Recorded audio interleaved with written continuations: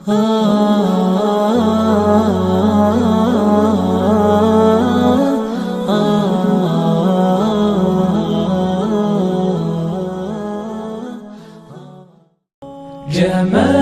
الوجود بذكر الإله وتصفو الحياة بنور هداه. جمال الوجود بذكر الإله. ناظرین، آپ دیکھ رہے ہیں صفا آن لائن کا خاص پروگرام مذاکرہ، اور میں ہوں آج کے پروگرام کا میزبان منور سلطان۔ یہ مہینہ ربیع الاول کا مہینہ ہے۔ اس مہینے میں خاص طور پر آپ صلی اللہ علیہ وسلم کی حیات مبارکہ، آپ کے معمولات اور مختلف پہلوؤں پر باتیں ہوتی ہیں۔ خاص طور پہ جلسوں میں باتیں ہوتی ہیں، سیمینار اور سمپوزیم ہوتے ہیں، لیکن ایسا محسوس ہوتا ہے کہ بہت سے پہلو ایسے ہیں جن پہ عام طور پہ گفتگو نہیں ہوتی، حالانکہ وہ پہلو بہت اہم ہیں۔ ہم سب جانتے ہیں کہ آپ صلی اللہ علیہ وسلم تمام انسانوں کے لیے، نہ صرف مسلمانوں کے لیے بلکہ تمام انسانوں کے لیے آپ آئیڈیل ہیں، نمونہ ہیں۔ آپ کی زندگی میں جہاں ہمیں ایک پیغمبر کا رول ملتا ہے، وہیں ایک کامیاب والد، ایک کامیاب شوہر، ایک کامیاب استاد، اور نہ جانے کتنے پہلو ہیں جن پہ ایک آئیڈیل اور نمونہ ملتا ہے۔ تو آج ہم بات کریں گے ایک ایسے موضوع پہ جس کو عام طور پہ ہم نہیں سوچتے ہیں، نہیں ٹچ کرتے ہیں۔ وہ موضوع یہ ہے کہ آپ صلی اللہ علیہ وسلم نے تجارت کی ہے، اور آپ صلی اللہ علیہ وسلم نے بے شمار ہدایات دی ہیں تجارت کے بارے میں۔ تو تجارت کے بارے میں، بزنس کے بارے میں آپ صلی اللہ علیہ وسلم کا آئیڈیل کیا ہے، نمونہ کیا ہے، اس سے ہمیں کیا سبق لینا چاہیے، اور جب ہم تجارت کریں تو ہمارے ذہن میں وہ پہلو ہونے چاہیے اور کون سے پہلو نہیں ہونے چاہیے، اس موضوع پہ بات کریں گے۔ تو آئیے ہم ملتے ہیں آج کے مہمان سے۔ آج ہمارے ساتھ موجود ہیں مولانا مصطفیٰ مدنی صاحب۔ مولانا، آپ کا استقبال ہے۔ مولانا، سب سے پہلے ہمیں جاننا چاہیں گے کہ تجارت اور بزنس، ہم میں سے اکثر کا اس سے سابقہ رہتا ہے، تو تجارت کے بارے میں، بزنس کے بارے میں آپ صلی اللہ علیہ وسلم کا اسوہ کیا ہے، آپ صلی اللہ علیہ وسلم کا آئیڈیل اس حوالے سے ہمیں کیا ملتا ہے، اور اس بارے میں جو بے توجہی پائی جاتی ہے خاص طور پر اس کی وجہ کیا ہے؟ بسم اللہ الرحمن الرحیم۔ رسول اللہ صلی اللہ علیہ وسلم ہر میدان کے لیے اسوہ ہے، تجارت کے لیے بھی اسوہ ہے، اور رسول اللہ صلی اللہ علیہ وسلم کی نمائندگی یا آپ کی جو یعنی نمائندہ ہونے کی حیثیت ہے وہ عملی ہے۔ ایسا نہیں کہ رسول اللہ صلی اللہ علیہ وسلم کسی میدان میں آپ کا کوئی ورک نہ ہو، کوئی کام نہ ہو اور آپ نمونہ مان لیے جائیں۔ رسول اللہ صلی اللہ علیہ وسلم تجارت کے میدان میں اس لحاظ سے بہت اہمیت رکھتے ہیں کہ رسول اللہ صلی اللہ علیہ وسلم نے اپنی زندگی میں تجارت کی ہے، اور بڑے پیمانے پر تجارت کی ہے۔ آپ نے بزنس کیا ہے اور اس کے لیے سفر کیے ہیں۔ اس زمانے میں جو تجارت کے بڑے مواقع تھے، تجارت کی جگہیں تھیں، بہت ساری جگہوں پر رسول اللہ صلی اللہ علیہ وسلم کا جانا ہوا ہے۔ نبی کریم صلی اللہ علیہ وسلم نے نبوت کی ذمہ داری آنے کے بعد اور اپنے آپ کو لوگوں کی خیر اور بحیثیت اللہ کے پیغمبر کے، اللہ کے آخری پیغام کو پہنچانے میں مصروفیت کے بعد براہ راست آپ نے تجارت نہیں کیا ہے، لیکن اس سے پہلے کی زندگی آپ صلی اللہ علیہ وسلم کی تجارت کی تھی، اور براہ راست تجارت کی تھی۔ تو ہمیں اور آپ کو اس پہلو پر ہمیشہ دھیان دینا چاہیے کہ رسول اللہ صلی اللہ علیہ وسلم بحیثیت ایک تاجر ہمارے لیے ایک نہایت ہی روشن زندگی رکھتے ہیں، اور رسول اللہ صلی اللہ علیہ وسلم کے اس پہلو کو ہمیں نظر انداز نہیں کرنا چاہیے۔ خاص طور پر اس لیے نہیں نظر انداز کرنا چاہیے کہ آج تجارت اور بزنس وہ معاشرے کا ایک بہت بڑا حصہ ہے، اور یہ بہت بڑی ضرورت بھی ہے۔ انسانی زندگی کی ترقی اور سماج کی ترقی یہ تجارت پر منحصر ہے، اور تجارت کے ذریعے انسان ایک دوسرے کے ذریعے معاملات بھی کرتا ہے، اور اس کے ذریعے ایک دوسرے سے تعارف بھی حاصل کرتا ہے۔ تو آج کے زمانے میں جب تجارت کی اتنی بڑی وسعت ہے تو رسول اللہ صلی اللہ علیہ وسلم کو بحیثیت تاجر کے اسوہ مان کر کے آپ کی زندگی سے سیکھنا یہ واقعتاً بڑی ضرورت ہے، لیکن اس پہلو پر ہمیں توجہ دینی ہوگی۔ جب توجہ دیں گے تبھی رسول اللہ صلی اللہ علیہ وسلم کا یہ پہلو ہمارے سامنے آئے گا۔ رسول اللہ صلی اللہ علیہ وسلم کا جو تجارت کا پہلو ہے وہ اس اعتبار سے بڑا منفرد ہے کہ بحیثیت تاجر رسول اللہ صلی اللہ علیہ وسلم نے ہمیشہ صاف ستھری تجارت کی ہے، ईमानदाराना तिजारत की है, यानी बहैसियत ताजिर अगर रसूलुल्लाह सल्लल्लाहु अलैहि वसल्लम को देखा जाए तो आपका रिकॉर्ड ये है कि रसूलुल्लाह सल्लल्लाहु अलैहि वसल्लम ने ईमानदारी की तिजारत की है। कभी भी किसी भी तिजारत के किसी पहलू से आपने कभी झूठ का सहारा नहीं लिया। और असल में हम ये जानना चाह रहे थे कि हम जब देखते हैं माशरे में लोगों को तो अच्छे खासे दीनदार लोग हैं, लेकिन जब वो तिजारत की कुर्सी पे बैठते हैं, जब वो तिजारत करते हैं तो ये उस वक्त बिल्कुल ओझल होता है। उसकी वजह है कहीं सीरत का कम मुताला या उन पहलुओं की निशानदेही या इस मौजू पे कम तहरीरों का आना, ऐसा तो नहीं है? बिल्कुल सही है कि सीरत के हवाले से तिजारत पर गुफ्तगू बहुत कम होती है। बल्कि मैं आपसे एक बहुत वाज़ेह बात कहना चाहता हूँ और हो सकता है ये पैगाम एक आगे पेशरफ्त बने कुछ चीज़ों के लिए कि रसूलुल्लाह सल्लल्लाहु अलैहि वसल्लम बहैसियत ताजिर मुझे कोई किताब नहीं मिली। बहैसियत ताजिर रसूलुल्लाह सल्लल्लाहु अलैहि वसल्लम पर ज़िंदगी पर कोई किताब नहीं मिली है। ये बहुत अहम चीज़ है। नबी करीम सल्लल्लाहु अलैहि वसल्लम की तिजारत और जो लोग आज तिजारत करते हैं वो रसूलुल्लाह सल्लल्लाहु अलैहि वसल्लम को बहैसियत ताजिर वाक़अतन नहीं पढ़ते हैं, क्योंकि उनके लिए इस तरह की कोई पेशकश हमारे एकेडमिक दुनिया से नहीं है, हमारी तरफ से नहीं आई है। तो ये एक खला है। दूसरा खला ये है कि तिजारत जो है वो एक बहुत आज़ाद शय है और इसमें तजर्बात वो लोगों के लिए बड़ी अहमियत रखते हैं। तो समाज और मुआशरे में जो तिजारती तजर्बात मुंतकिल होते रहते हैं लोग उन्हीं को अहमियत देते हैं। जी जी जी। हालांकि बहैसियत एक मुसलमान के और बहैसियत एक अच्छे ताजिर के और रसूलुल्लाह सल्लल्लाहु अलैहि वसल्लम को अपना नबी मानने वाले ताजिर के उसकी जिम्मेदारी यह है कि तिजारत के तजर्बात में सबसे पहला तजर्बा और बेहतरीन तजर्बा जो रसूलुल्लाह सल्लल्लाहु अलैहि वसल्लम का है उसे इंसान रखे तो इंशाअल्लाह वो ज़्यादा कामयाब होगा। मौलाना, तिजारत के बारे में आप सल्लल्लाहु अलैहि वसल्लम की बहुत सी हिदायत हैं, इरशादात हैं जो अहादीस की किताबों में मौजूद हैं, और उन अहादीस की रोशनी में हम देखते हैं कि एक तवील अरसे तक पूरा माशी निज़ाम चला है, ख़ासतौर पे मुस्लिम दौरे हुकूमत में। आज उसकी जो भी हम जिस तरह पेश करें, लेकिन एक तारीख़ है और बहुत अहम तारीख़ है। तो यहाँ हम ये जानना चाहेंगे कि इस्लामी तिजारत के हवाले से और ख़ास तौर पे आप सल्लल्लाहु अलैहि वसल्लम के मामूलात के हवाले से कि तिजारत के बारे में बुनियादी उसूल इस्लाम का क्या है। तिजारत के सिलसिले में जो कुरान मजीद की आयतें हैं और जो अहादीस हैं वो बहुत चंद हैं। चंद इसलिए हैं कि वो बुनियाद हैं। तिजारत का दो पहलू होता है, एक है उसकी बुनियादी चीज़ें जो कभी डिसमिस नहीं होती हैं, और एक वो पहलू होता है जो चेंज होता रहता है और जो हालात और उर्फ की बुनियाद पर बदलता रहता है। तिजारत का वो पहलू जो कभी चेंज नहीं होता है वो चंद है। मसलन कुरान मजीद में कहा गया अहल्लल्लाहुल बैअ व हर्रमर रिबा, दो टोक बात है कि अल्लाह सुब्हानहू तआला ने कमाने के 1000 तरीके रखे हैं, उसको तिजारत कहते हैं, और हराम का एक ही तरीका है उसे सूद कहते हैं, उसे अल्लाह ताला ने मना कर दिया है। तो देखिए तिजारत का एक बुनियादी उसूल है कि अगर तिजारत के ज़रिए नफ़ा पहुँचने और पहुँचाने और एक दूसरे से कमाने का सिलसिला है तो उसकी पूरी उसात है, उसे अल्लाह ने हलाल रखा है। और अगर एक दूसरे का एक्सप्लॉयटेशन है, एक दूसरे के मजबूरी का फ़ायदा उठाना है जो सूद की शक्ल में जाहिर होता है, तो उसे अल्लाह ताला ने हराम करार दिया है। रसूलुल्लाह सल्लल्लाहु अलैहि वसल्लम ने 2-3 और बहुत बुनियादी हदीसें हैं जो रसूलुल्लाह सल्लल्लाहु अलैहि वसल्लम ने बयान फरमाया। पहली चीज़ ये रसूलुल्लाह सल्लल्लाहु अलैहि वसल्लम ने फरमाया कि मजहूल की तिजारत नहीं होगी, यानी वो चीज़ जो आपको पता ही ना हो, जिसका आपको इल्म ही नहीं है, जिसका आपको अंदाज़ा ही नहीं है, तो ऐसी सूरत में उसकी तिजारत नहीं की जाएगी, उसको बेचा नहीं जाएगा। मसलन लोग अंदाजे से क्या करते थे कि मैं ये चीज़ फेंक रहा हूँ, जिस पे लग जाएगा उसका सौदा हो जाएगा। रसूलुल्लाह सल्लल्लाहु अलैहि वसल्लम ने इसको मना किया कि नहीं, इस तरह की तिजारत नहीं होगी। रसूलुल्लाह सल्लल्लाहु अलैहि वसल्लम ने इस बात को मना किया कि किसी इंसान को धोखे में रख के तिजारत की जाए। एक इंसान है वो मार्केट को नहीं जानता है, लेकिन उसके पास सामान है और वो लाता है बेचने के लिए। अब ऐसी सूरत में आप मार्केट और उसके दरमियान ओट मत बनिए, बल्कि आप मार्केट को उसके लिए ओपन रखिए। वो मार्केट में जाए, मार्केट को समझे, आप उसके मुआविन बनिए।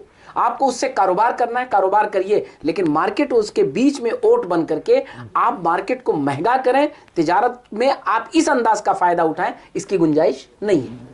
نبی کریم صلی اللہ علیہ وسلم نے تجارت میں کسی قسم کے دھوکے کو روکنے کے لیے فرمایا کہ جو شخص تجارت میں دھوکہ دے وہ ہم میں سے نہیں ہے. مثلا رسول اللہ صلی اللہ علیہ وسلم مال تجارت کو دیکھ رہے تھے، یعنی بازار میں جا رہے تھے، گھوم رہے تھے کہ آپ نے دیکھا کہ ایک غلہ رکھا ہوا ہے، پورا ڈھیر لگا ہے، آپ نے اپنا دست مبارک اس میں ڈالا اور اندر سے وہ گیلا نکلا، اوپر سے سوکھا ہوا تھا. رسول اللہ صلی اللہ علیہ وسلم نے فرمایا من غش فلیس منا، جو شخص یہ کام کرے وہ مجھ میں سے نہیں ہے. یعنی تم نے اوپر اور نیچے دو الگ ہے، ٹھیک ہے تمہارے پاس گیلا مال ہے تم اسے اوپن کر کے رکھو، جسے مرضی ہو خرید لے.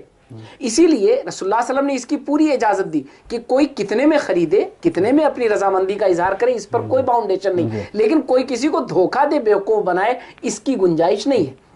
رسول اللہ صلی اللہ علیہ وسلم نے تجارت میں ایک بہت بنیادی چیز یہ رکھی، وہ ہے عہد و پیمان کا پاس و لحاظ رکھنا.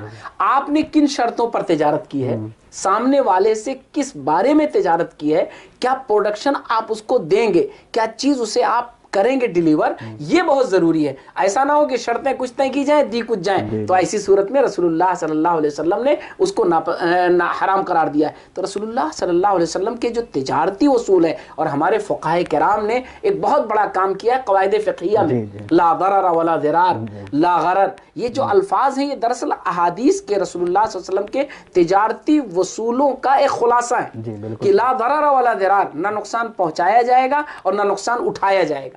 لا غرر، تجارت کے معاملے میں کسی قسم کے دھوکے کی کوئی گنجائش نہیں ہے. یہ رسول اللہ صلی اللہ علیہ وسلم نے چند ایسے وصول متعین کر دیے ہیں جو بہت بنیادی ہیں، اور جسے سامنے رکھا جائے گا تو تجارت کی جو عمارت ہے وہ بڑی شاندار ہوگی اور لوگوں میں تجارت کرنے کا جذبہ ابھرے گا.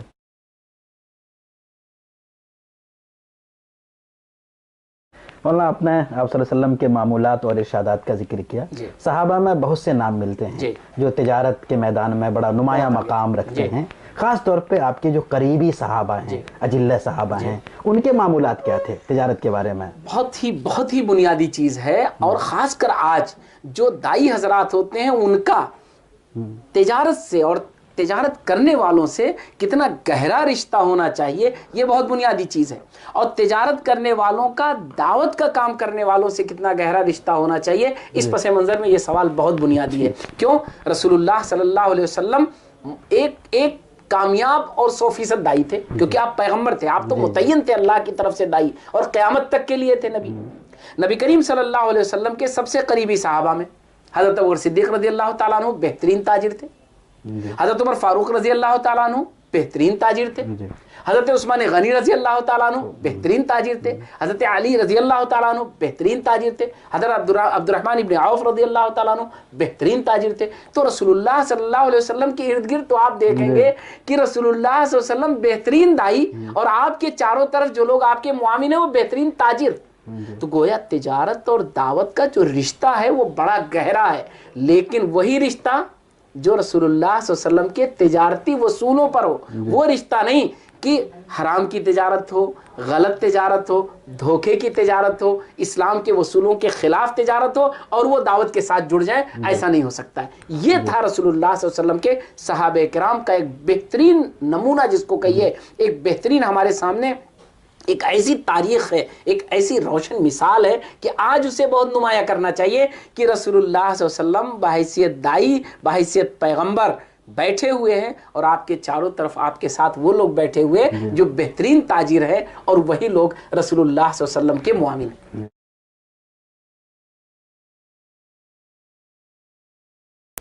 آپ نے بہت اہم نقطہ بتایا، تجارت اور دعوت دونوں کے درمیان بڑا گہرا رشتہ ہے. ہم جب تاریخ کو دیکھتے ہیں تو صحابہ کرام اور بعد کے جو تابعین اور تبع تابعین عرب سے نکلے ہیں، مختلف علاقوں میں گئے ہیں، مختلف ملکوں میں گئے ہیں، تو ایسا لگتا ہے کہ زیادہ تر وہ تجارتی مقصد سے گئے ہیں. دعوتی مقاصد ہیں، وہ بالکل ساتھ ہیں، لیکن وہ جس مقصد کے لیے اصلاً گئے ہیں وہ تجارتی مقصد تھا، لیکن دعوتی مقصد کم نہیں تھا، اس کے ساتھ ساتھ چل رہا تھا. تو یہ تجارتی کام اور دعوتی مقصد دونوں ایک ساتھ کیسے آگے بڑھا ہے، ہم آہنگ کیسے ہم آہنگ ہے؟ یہ واقعتاً بہت بنیادی چیز ہے. اصل کیا ہے، دعوت جو ہے ایک سچائی کی طرف لوگوں کو بلانا ہے، اور جب آپ سچائی کا نمونہ بن جائیں گے تو گویا آپ سراپا دائی ہو گئے.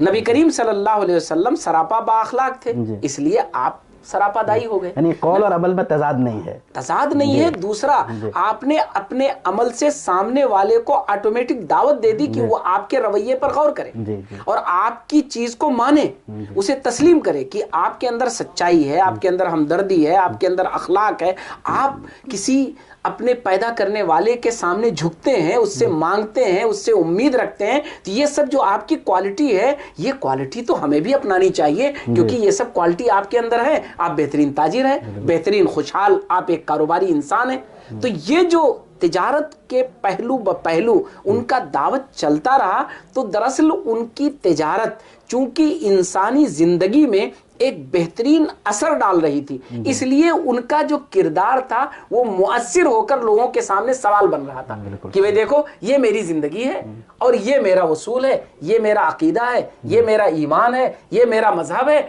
और मैं ये बेहतरीन दाई हूँ, बेहतरीन ताजिर हूँ। वो उसको देख करके फिर उससे सवाल करके खुद ही उसकी दावत को कबूल करते थे। आप अजीब चीज पाएंगे कि अगर इंसान ताजिर है, बेहतरीन ताजिर है, तो उसे किसी को यह कहने की जरूरत नहीं है कि तुम मेरी बात मान लो, बल्कि लोग उससे पूछकर उसकी बात मानेंगे, उसकी जिंदगी को देखकर उसकी जिंदगी की नकल करेंगे, उससे सीख करके लोग अपनी जिंदगी को संवारेंगे। तो ये ऑटोमेटिक दावत है। ताजिर, वो सही बात यह है कि मुआशरे में ऑटोमेटिक दाई बन जाता है अगर वो सही मानों में ताजिर बन जाता है।